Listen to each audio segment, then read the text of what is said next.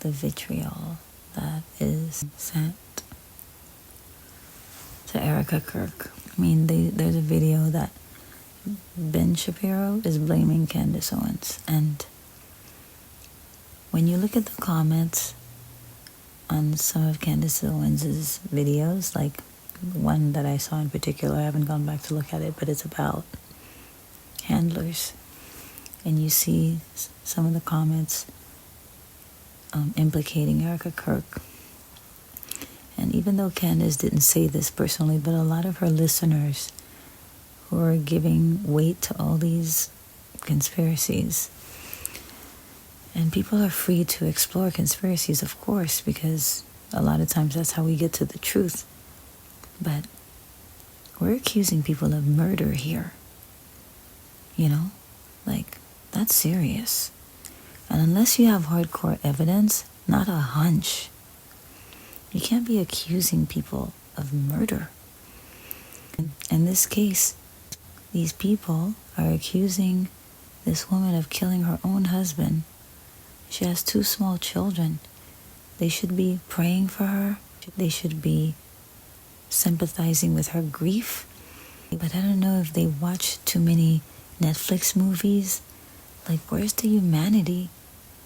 What have we become as a society where our hunch and gut feelings and fictional fantasies about somebody's life can seem so real to us that we'll actually go on her page and traumatize her and accuse her of killing her own husband?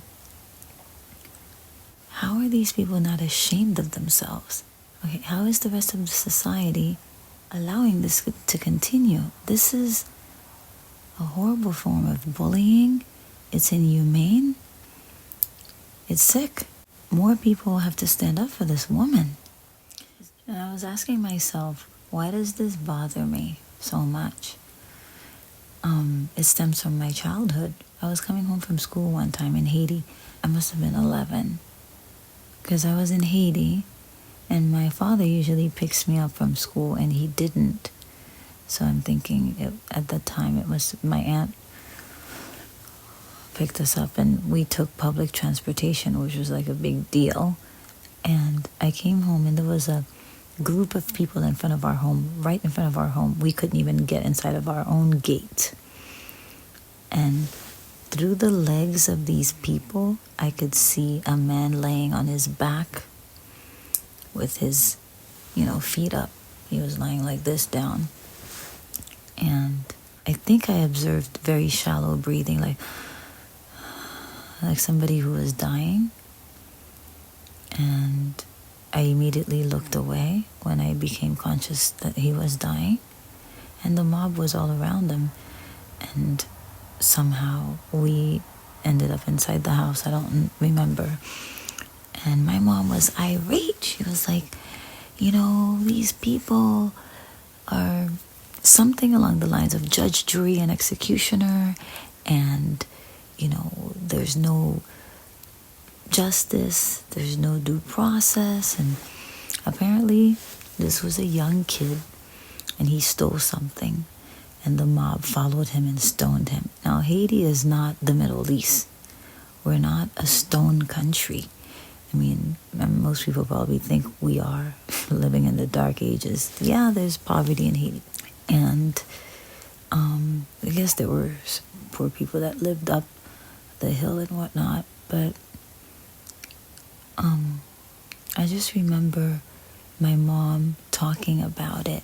She was very upset. She was just like, these people are backwards. They're backwards. They don't think. They just feel something and they're upset and they want revenge immediately. And they stoned that kid to death. And I remember just feeling sad. I didn't know him, but my mom tried to let him in the house. The mob went after her and she was explaining to us that we weren't there. We were at school.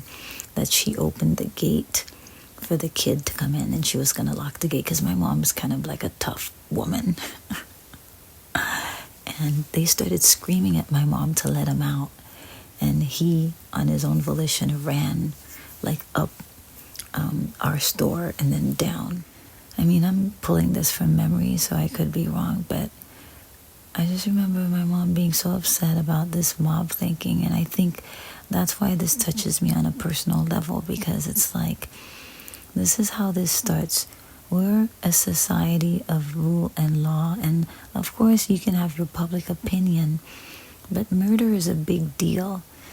And so it's the same mob, that same dangerous mob that's going on that woman's page to bully her and accuse her of killing her husband, and they have no shame. They have such audacity. They're just like, fake tears, and it's crazy.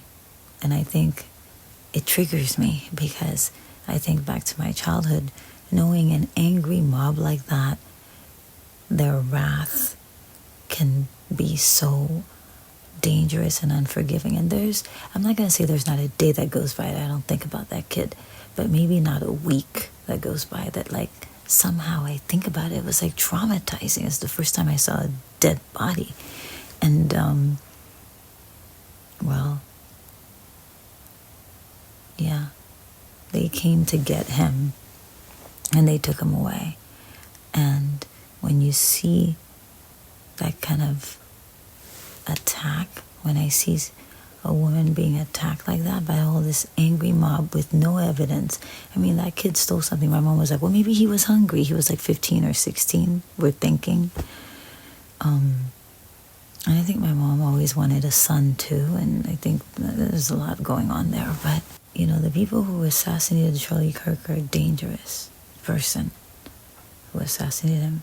But that mob is dangerous too, because if they feel like they've got all this evidence from watching Candace, not that Candace is saying that Erika Kirk killed her husband, but it's the same people. When you read the comments, they're the ones who believe this, and people are entitled to their own beliefs, but don't go to her page and traumatize her. You could be wrong. Like, where's the rationale?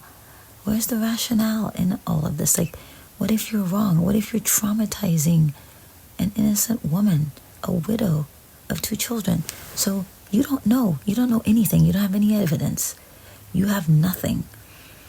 This kind of delusion and folly should be studied. It's like a weird hysteria where people think they're right because they watch YouTube videos, and then they're gonna go on somebody's page and traumatize them and attack them. Forget that she's a widow. Forget that she has 2 small children to care about, to raise, to bring up.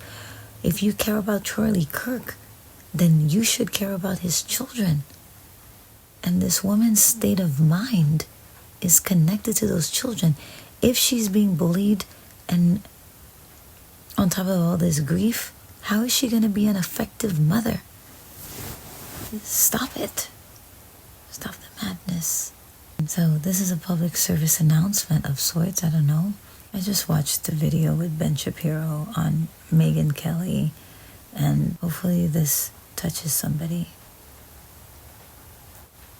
I think I'm making this video because sometimes when I go online, I worry about our humanity. I worry about, when I say our humanity, our collective humanity, our care for one another, our empathy.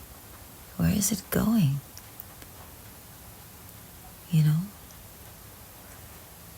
It makes me so sad when I feel like we're losing our humanity. We only care about our own pain and our own sorrow and our own struggle. We don't care about other people. I don't believe that. I do pray for Erika Kirk and her children and all the people in the world that are suffering. I have family members who are suffering in Haiti. Post-traumatic stress from so much going on there. God bless you all. Let's try to be better. If you want to engage in a debate with me, that's fine. And you do it respectfully. I'm Haitian. I don't like rude. For those of you who care about the world, who feel the way I do, drop me a comment. I'd love to hear your thoughts. Thank you so much for watching.